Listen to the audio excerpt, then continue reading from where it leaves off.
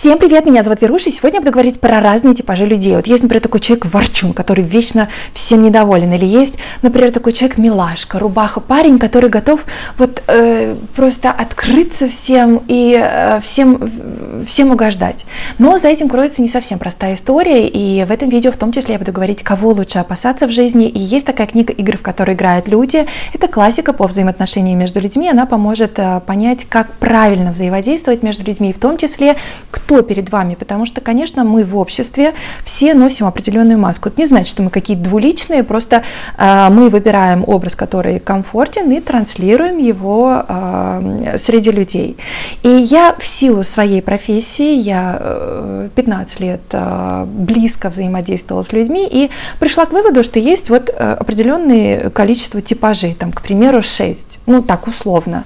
И вот каждого человека можно отнести в какую-то группу. Это не значит, что все прям такие похожие. Безусловно, каждый человек уникален, каждый человек индивидуален. Просто есть какой-то набор там, поведения, манера речи, манера разговора, стиль какой-то. То есть вот один человек может напоминать другого человека. И сегодня я буду говорить не только про девушек, но и молодых людей.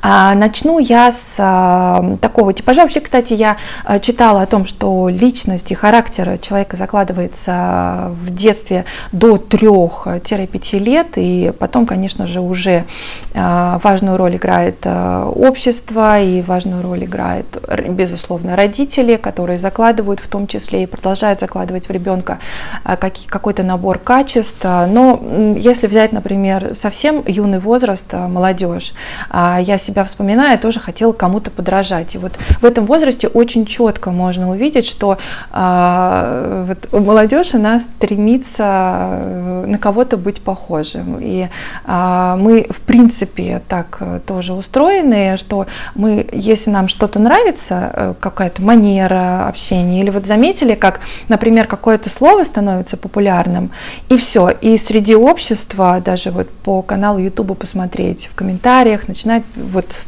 писать это слово. Вот, то есть, ну, я не знаю, вы понимаете, о чем я говорю, да, то есть, в принципе, нет такого, что мы все прям, вот каждый человек такой вот необычный, и вот, да нет, в принципе, у нас даже вот поведение и образ жизни-то у многих похож, вот, так что, в общем, так. Значит, первый тип человека, который я вообще просто опасаюсь в жизни, и это действительно очень сложный такой вот, сложный в том плане, что очень сложно разгадать этого человека. Он такой вот, как говорят про девушек, манкий человек. Он такой вот, я говорю, он это типаж. Этот человек, он такой вот как рубаха-парень, вот как я вначале сказала, открытый, только подходит знакомиться, как будто уже 100 лет друг друга знают. Такой вот он на все темы общительный, он во всем разбирается, он вот весь прям улыбается, ну такой вот прям вот супер замечательный, такой вот, ну, невероятно приятный. А за этим часто кроется, когда человек либо хочет какую-то выгоду из этого получить общение, либо так настроить общение, вот, например, касается это работы, чтобы, конечно же, ему ну, было продвижение по работе. А потому что вот я больше всего опасаюсь именно этого типажа. Для меня, я люблю честность в жизни, я люблю честных людей. Пусть у этого человека будет характер, пусть он прям, знаете, бывают люди, которые, вот еще один такой типаж, чуть-чуть перескочу, вот они сразу показывают, что вот у них есть характер. С ними бывает непросто, и ты думаешь, ой, какой-то вот он странноватый, вроде все должны быть милые с самого начала. И это тоже касается, кстати, в любовных взаимоотношениях, когда люди встречаются только, они, конечно же, очень хотят друг другу понравиться. и все прям вот готовы, вот, да, ты хочешь вот этого, да, конечно, ты хочешь работать, конечно, а вот ты хочешь это, да, конечно. Потом проходит время, сиди дома, никакой работы, ты туда не пойдешь. И, ну, все знают, да, с самого начала, все вот так аккуратно, потому что мы не знаем человека, а как с ним можно. А когда уже какое-то время проходит, люди уже расслабляются, и вот в то время, когда человек расслабляется, он вот становится естественным. И вот возвращаясь к первому типажу, который мне не нравится, и вот он весь такой вот замечательный, такой вот открытый, и такие люди, как правило, могут вот прям вот за спиной говорить такие неприятные вещи. Вот он сейчас про тебя говорит за спиной. Вообще стоит очень внимательно обращать внимание, как человек говорит не про тебя, а как он говорит про других людей тебе. Если человек очень много говорит чего-то неприятного про другого человека, причем вот этот первый типаж, который вот весь такой вот приятный с самого начала, он может тебе говорить про этого человека очень плохо, а потом, когда этот человек, про которого он говорил, придет к нему, он будет говорить ему только комплименты. И вот это вот самое неприятное, и это прям вот супер двуличность в человеке. Я, честно, мне там кто-то пишет в комментариях, вот там вы милашка, но я сегодня вот не милашка, я сегодня вот прям говорю то, что думаю, и вот у меня разгон от милашки до, вот когда мне прям вот неприятно это, и пусть вот, я говорю, лучше человек будет с характером, но я буду сразу понимать, что этот человек честно себя показывает, какой он есть, и не строит из себя ничего. В общем, вот этот вот первый типаж, который вот прям вот такой вот он вот, и все вот он готов вот сделать для вас, и вот такой вот он, конечно, улыбается очень так вот приятно, и думаешь, ну какой вот замечательный человек, а потом вот начинается, и потом этот человек может тебя издать с потрохами всем и вся, и предать тебя, и при этом у него, естественно, своя правда будет. Он, естественно, будет самый правый в жизни, и, конечно же, он поступает только из благих намерений.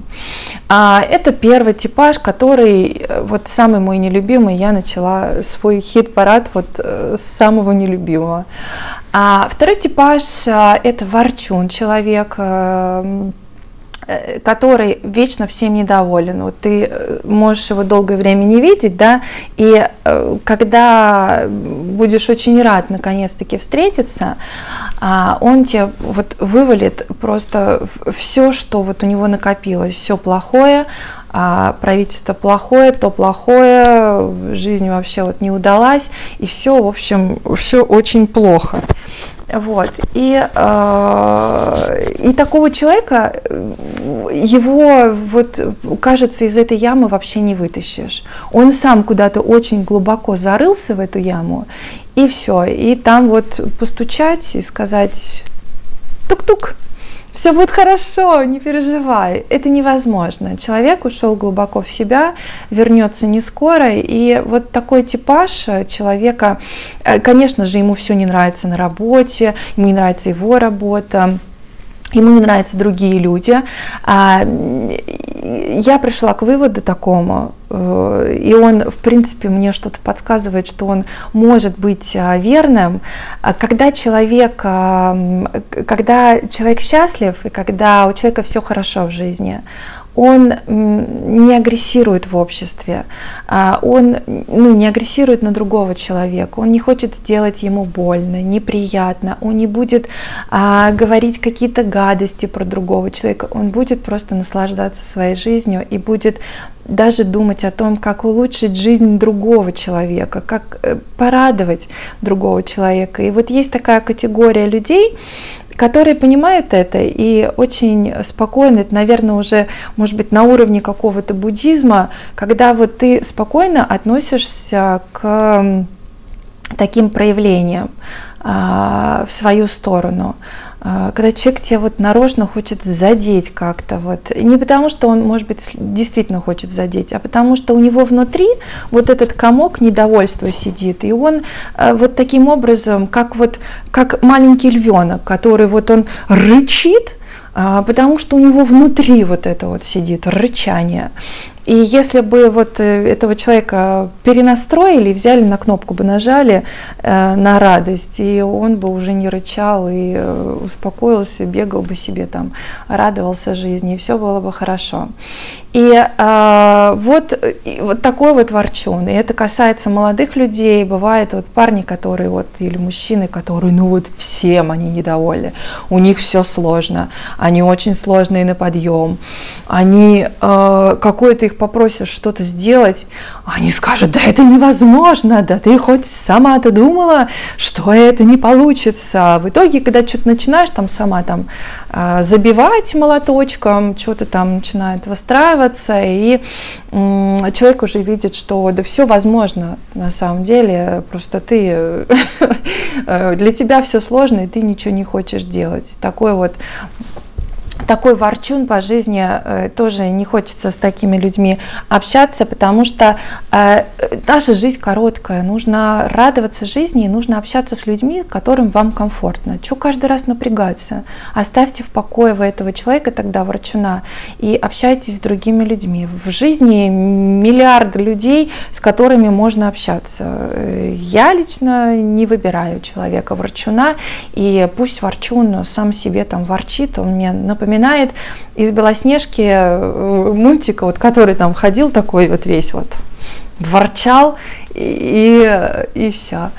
Вот такой типаж. Значит, третий типаж это человек, который во всем ищет выгоду.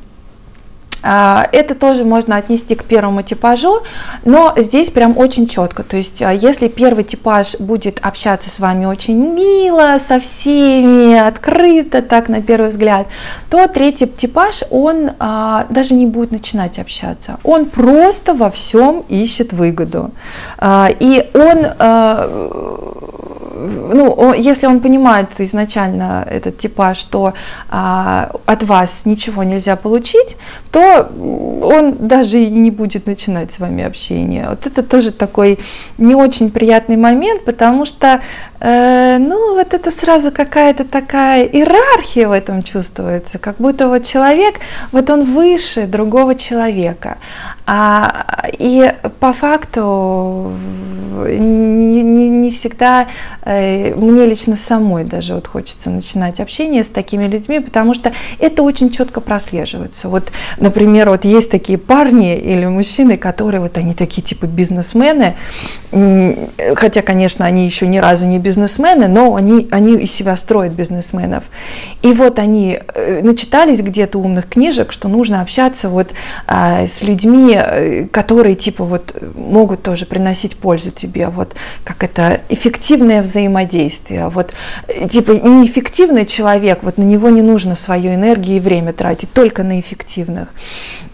Вот, и мне так смешно всегда вот на это наблюдать, когда, с одной стороны, это хорошо, когда человек себя, может быть, уже внутренне чувствует бизнесменом, вот, но когда это вот не подкрепляется ничем, а только вот какими-то вот выгодой вот это вот, или знаете, когда вот в дружбе бывает, когда вот говорят, что меня очень все время глаз дергается, когда говорят: ну, сегодня ты мне помог, а завтра я тебе помогу. Ой, в смысле, сегодня я тебе помогла, а завтра ты мне поможешь.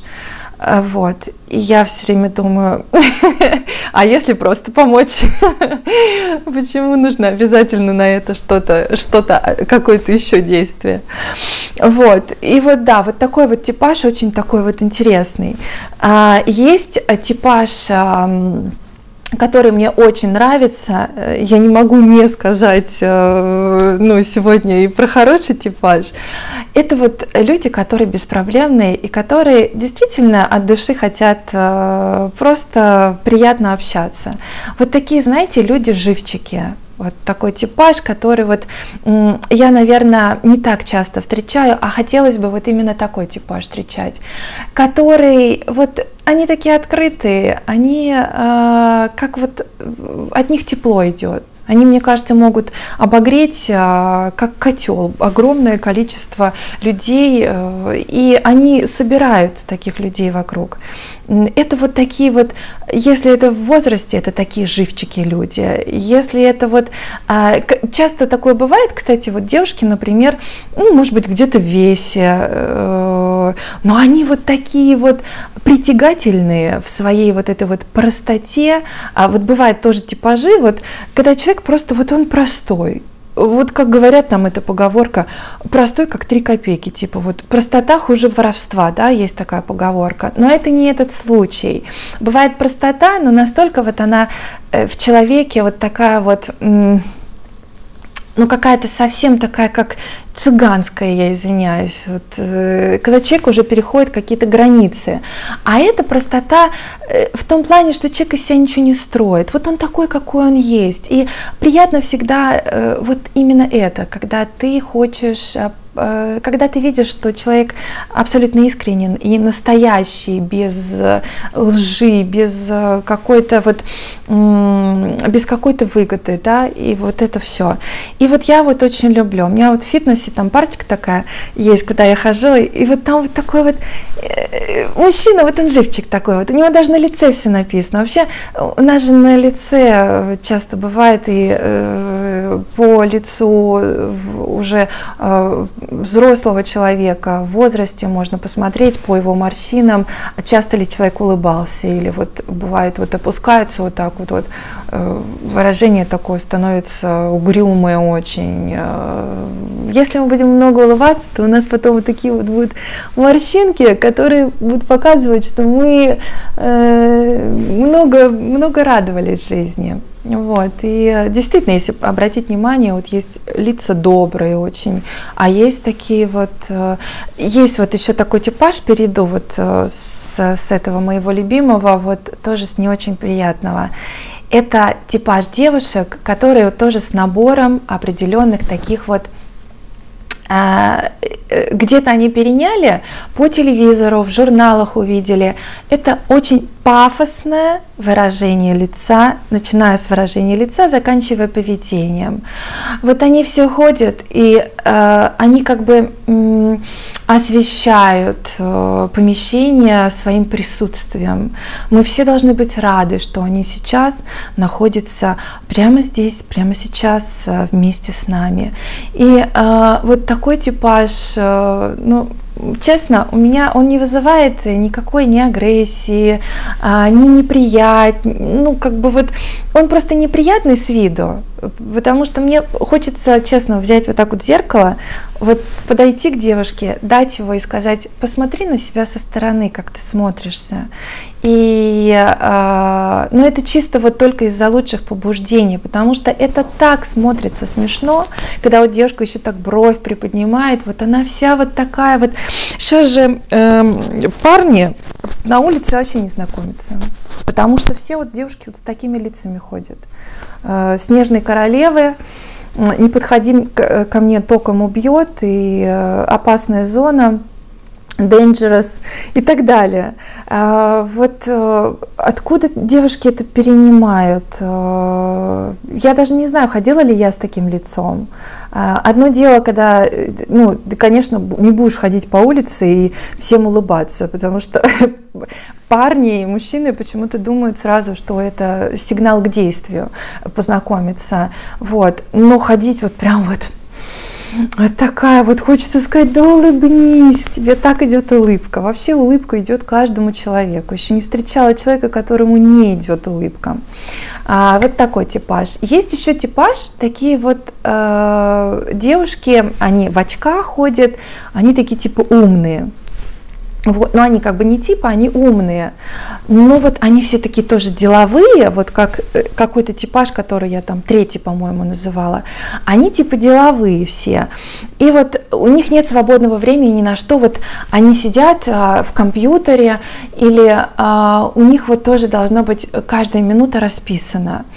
Вот, и я не знаю, у таких девушек, ну, вообще мозг расслабляется иногда, такое ощущение, что у них всегда там вот просто работа кипит, и они тоже так очень дистанцированно с людьми общаются. Это не свысока, это не снежная королева, но это очень такой деловой подход к людям. Ну, кстати, такой подход мне, в принципе, симпатичен в работе, потому что когда люди, например, в работе переходят границы и начинают уже вот дружить все друг с другом, то, ну, это на работе не должно быть такой дружбы, на мой личный взгляд.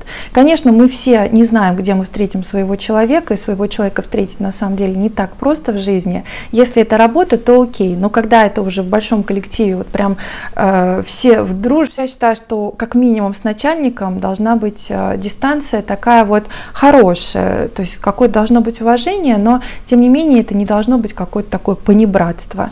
И вот такие вот девушки, вот такие вот суперэффективные, они все вот такие вот прям деловые, с ними общаешься. Я вообще в профессии как бы очень, ну, хорошо чувствовала всегда, с кем можно заводить общение, с кем лучше этого не делать. Вот я видела, если человек вот не готов взаимодействовать. Есть, конечно, вот опять же типаж, который вот, он приходит, вот все отлично, они такие легкие. Вот я обожаю еще типаж легких людей. Вот когда девушка, к примеру, это очень четко было, прослеживалось, когда я приезжала делать какие-то прически или свадебная подготовка. Конечно, это очень специфично, свадьба. Люди волнуются, все хотят, чтобы вот свершилось так, как все было запланировано, хотя всегда свадьба идет, не всегда по сценарию такому, который был, как правило, все равно есть отклонение от нормы, которая была придумана, от желания. И вот я всегда обращала внимание вот на тех девушек, конечно, с такими было супер приятно работать, это люди беспроблемные, вот девушки. Окей, ты сделала так, не проблема, переделывать не будем, а мне так нравится. Ты знаешь, вообще классно очень получилось, даже лучше, чем я хотела. И вот такие люди, даже если им, к примеру, может быть, что-то не понравилось, они этого не скажут, не потому что, опять же, они там какие-то двуличные, или там, а потому что вот они такие легкие, они все это вот так легко воспринимают. Вообще, я себе задала вопрос в жизни, один вопрос, который очень помогает не переживать по пустякам. Уже много людей, которые расстраиваются из-за такой фигни, могут неделю ходить, забивать себе голову. Я себе каждый раз задаю вопрос, а это будет важно через неделю, через месяц, через два месяца, через год? И я отвечаю себе, да я забуду про это скоро, и все, и у меня улетучивается эта проблема. И вот такие люди, вот, ну, я обожаю таких людей, которые вот ко всему относятся очень легко. Все у них вот беспроблемно. И таких, конечно, меньшинство я в работе встречала. Вот, в основном с какими-то требованиями, но подытожу, я уже смотрю по времени, уже так я отклонилась от своей нормы времени. Подытожу и скажу, что, конечно же, чаще всего, когда человек недоволен собой, то он, как говорят, полюби себя, и ты полюбишь всех вокруг. И это действительно так и есть. Я считаю, что если у человека проблема на работе с людьми, в взаимоотношениях с людьми вне работы, то, конечно же, проблема это в самом человеке. Психологи говорят, что если у вас, например, проблема с ребенком, то нужно не ребенка отправлять к психологу, а нужно самому идти к психологу. И здесь именно этот случай. Если вы хотите, ну я не знаю, я сегодня говорю про типажи, но тем не менее они встречаются, да, каждый типаж встречается в нашей жизни. И мы все должны взаимодействовать, и это не значит, что вот прям вот ну, у каждого на работе там, или в жизни попадаются такие люди, или родственники, с которыми нужно тоже взаимодействовать, да, и без этого никак. И поэтому каждому человеку на самом деле можно найти подход. Что, например, я и делала в работе. Просто это надо чувствовать, с кем нужно говорить как-то определенно, кого можно подпустить близко к себе. Опять же, если говорить про типажи, это для меня типаж номер 3, по-моему, да, я сказала. Это легкий человек и это честный человек, который с самого начала будет проявлять себя, какой он есть. Пусть это будет, может быть, где-то странно, может быть, где-то некомфортно. Бывает, вот, обратили внимание, бывает такое, что с человеком как-то с самого начала не задалось, а потом раз, и как-то вот переключаешься и думаешь, что на самом деле хороший человек очень оказался. А бывает, что наоборот, с самого начала вроде все легко-легко с человеком, а потом раз, и человек начинает себя показывать, какой он есть. Вот. Поэтому вообще взаимодействие с людьми – это, конечно, непростая история, и здесь нужно четко понимать, конечно, что вы хотите от этих взаимоотношений. Работа есть работа, личные отношения – это личные отношения. И опять же я говорю, кого можно подпускать. Вот я не буду подпускать себе человека очень близко, по крайней мере с самого начала, который вот с самого начала будет такой вот весь замечательный. У меня есть вопросики, и как говорят, в тихом омуте черти водятся. И вот чаще всего безошибочно это именно эта история. Вот. Поэтому, в общем, такое вот видео я сегодня записала, что-то я решила по типажам пройти, а мне просто интересно всегда, что касается человека, как мы устроены, один человек так поступает или делает, я всегда на это обращала внимание, поэтому, в общем, я не знаю, будет вам это интересно, все ли сказала типажи, наверное, не все, но уже закругляюсь. Так что спасибо большое за просмотр, хорошего вам вечера, хорошего вам дня, у меня вечер, я записываю, хорошего вам дня, и увидимся уже завтра, я запишу, как уже у меня по традиции, мотивирующие видео, которые я стала выпускать в этом году. Спасибо за внимание. Пока.